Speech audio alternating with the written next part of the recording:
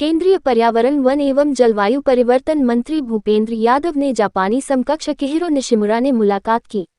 उन्होंने अर्थव्यवस्था, संसाधन दक्षता, हरित हाइड्रोजन क्षेत्र में द्विपक्षीय सहयोग को मजबूत करने पर चर्चा की।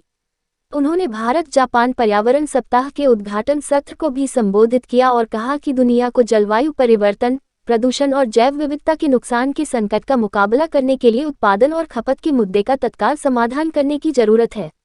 उन्होंने दुनिया के सामने उत्पन्न पर्यावरणीय चुनौतियों से निपटने के लिए प्रधानमंत्री नरेंद्र मोदी के लाइफ मंत्र के महत्व पर जोर दिया।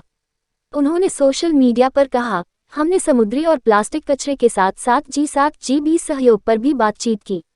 भारत और जापान के बीच द्विपक्षीय सहयोग के तौर तरीकों पर चर्चा की गई, विशेष रूप से अर्थव्यवस्था और संसाधन दक्षता, कार्बन प्रौद्योगिकी में कमी लाने और हरित हाइड्रोजन के क्षेत्र में। उन्होंने कार्यक्रम में अपने संबोधन के दौरान कहा कि रियो संधि के बुनियादी सिद्धांतों द्वारा निर्देशित सामूहिक कार्रवाई पृथ्वी को इन संकटों से बचा सकती है।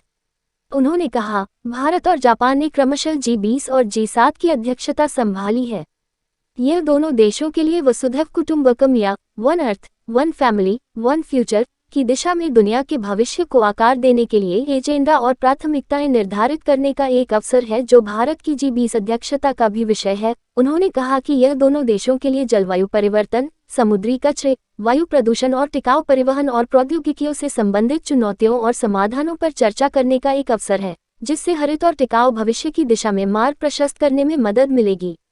इसके साथ साथ उन्होंने कहा, हमारा दृढ़ विश्वास है कि जलवायु परिवर्तन, प्रदूषण और जैव विविधता के नुकसान की गृह संबंधी चुनौतियों से धरती को बचाने के लिए हमें रियो संधि के बुनियादी सिद्धांतों द्वारा निर्देशित सामूहिक कार्रवाई की आवश्यकता है।